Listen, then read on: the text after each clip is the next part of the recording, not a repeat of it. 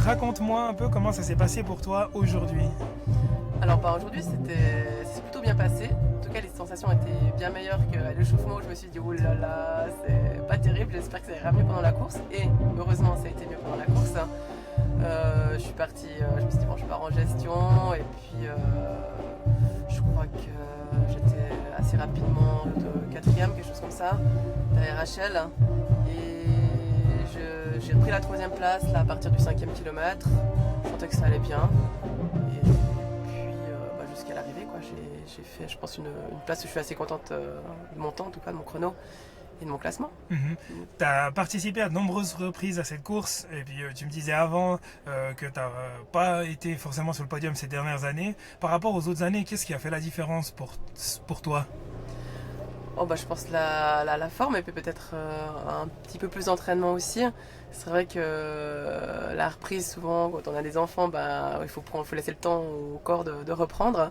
Et puis avec les nuits écourtées, c'est pas toujours assez évident de s'entraîner avec la fatigue.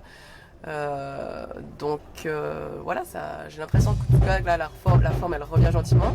Puis j'espère que ça dure. Là, j'ai une super ambassadrice du sport féminin justement pour encourager aussi les autres mamans à se lancer, à leur montrer que c'est possible. Mais toi, dans ton quotidien, comment est-ce que tu t'organises pour tes entraînements avec des enfants en bas âge? Alors, disons que moi la priorité ça va toujours aux enfants. Après j'essaie de moduler des fois sur la pause de midi. C'est vrai que le soir c'est toujours un petit peu plus sport et puis moi c'est vrai que j'arrive plus à aller m'entraîner non plus trop tard. Donc j'essaie sur le temps de midi, sur ma pause de midi si j'arrive.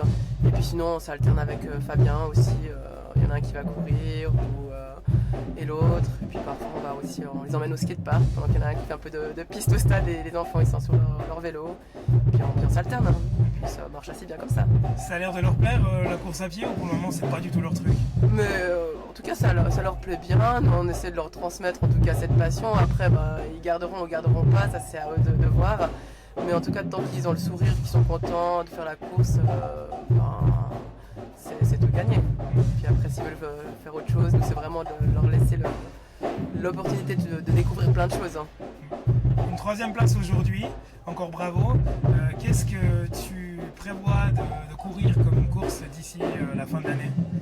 Moi j'aime bien faire toujours un petit peu les courses de la région, notamment toutes les courses un peu de la Coupe de la Gruyère. Donc je vais suivre un petit peu le programme.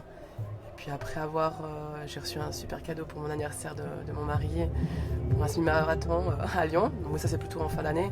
Donc voilà, il faudra un petit peu s'entraîner pour. Canot empoisonné, je sais pas. Mais non, sinon les cours de la région, j'aime bien. C'est cool. Donc je me réjouis de scruter les tablettes de la Coupe de la Gruyère en fin d'année pour voir comment ça s'est passé pour toi. Oui. Encore bravo Laura pour cette troisième place à la course des Trois Ponts, 50e anniversaire. Je te souhaite une belle suite et puis je te dis à bientôt. Merci.